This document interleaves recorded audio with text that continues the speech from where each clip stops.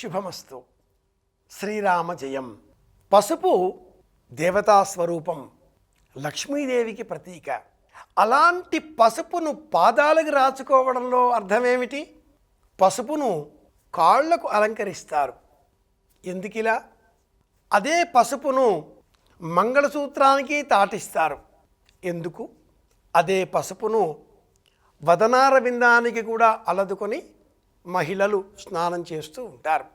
వదనమునకు అలంకరించిన, అరచేతులకు పసుపు అలదుకున్న యోగ్యత గల అంశం దేవతా సంబంధితమైన దేహభాగం కాబట్టి నాభికి పైన ఉండే బొడ్డు పై భాగంలో ఉండే దేహమంతా కూడా దేవతా సంబంధితం కనుక ఇది పవిత్రం. పాదములకు పసుపును రాచడంలో ఉండే అర్థం ఏమిటి? పాదములు శని స్వరూపం కదా అని కూడా మనవారు చెబుతూ ఉంటారు. కానీ ఈ పాదములకు పసుపుని అలా వట్టి పసుపును అలా వెయ్యకూడదు, తడిపిన పసుపుతో అలంకరించాలి. ఆ పసుపును అరచేతిలో వేసుకొని అనేకులు అందులోనే కాసింత నీరు పోసి ఇలా చేతితో కలుపుతూ ఉంటారు. ఇది కూడా దోషం. ఒక్క గిన్నెలో పసుపు వేసి అందులో కాసింత నీరు పోసి ఆ తదుపరి అలా కలిపినటువంటి ఆ పసుపు నీటిని మాత్రమే పాదములకు అలదుకోవాలి.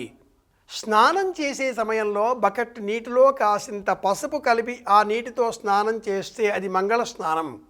4 మల్లె పువ్వులు అందులో వేసి అనంతరం స్నానం చేస్తే అది గొజ్జంగి నీటితో చేసేటటువంటి స్నానం దేహానికి సుగంధపు వాసనలను సహజంగా అందిస్తుంది. భూమాతకు ధనం కలది, శక్తి కలది, భరించేటటువంటి స్వభావం కలది, ప్రేమ స్వరూపం. ఇవన్నీ భూమికి ఉన్నటువంటి పేర్లు.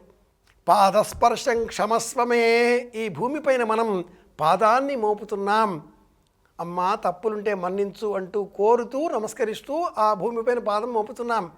ఆ పాదానికి పసుపు రాచడంలో ఈ పాదం ఇక లక్ష్మీదేవి స్వరూపం అని నిర్ణయించడం అవుతున్నది. శని స్వరూపమైన అలంకరించిన అనంతరం ఆ పదార్థానికి, వస్తువుకు ఒక శక్తి వచ్చి చేరుతుంది. పాదములకు ఉన్నటువంటి సహజమైన ఈ శని సంబంధమైనటువంటి బద్ధకం, కూర్చోవడం అనే తత్వాన్ని పసుపు అలదడంతో ఆ తత్వం పోతుంది, చురుకుదనం పెరుగుతుంది. 2 పాదములకు ఇలా తడిపిన ఆ పసుపును అలదే సమయంలో ముందుగా కుడి పాదానికి, అనంతరం ఎడమ పాదానికి ఇలా చేస్తూ చెబుతూ ఉంటారు. ఎలా చెప్పినా ఏ పాదమైనా ఏ అభ్యంతరం లేదు. కానీ కాలి వేళ్ల మధ్యన కూడా తాటించే విధంగా చక్కగా ప్రతిరోజు మహిళలు పాదములకు పసుపును అలదుకోవాలి. పురుషులు కూడా కాలికి ఇలా పసుపు అలదుకోవచ్చా? నిర్మోహమాటంగా అలంకరించుకోవచ్చు, ఏ తప్పు లేదు.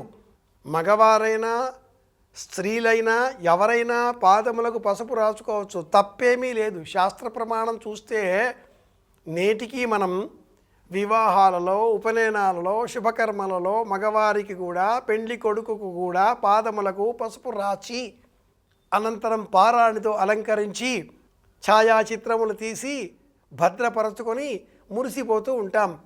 చిన్నారి బాలబాలికలు జన్మించిన అనంతరం వారి పాదములకు, అరిపాదాలకు కూడా పసుపు రాచి వస్త్రం పైన ఆ పాద ముద్రికను సేకరించి భద్రపరచుకొని ఆనందపడిపోతూ ఉంటాం.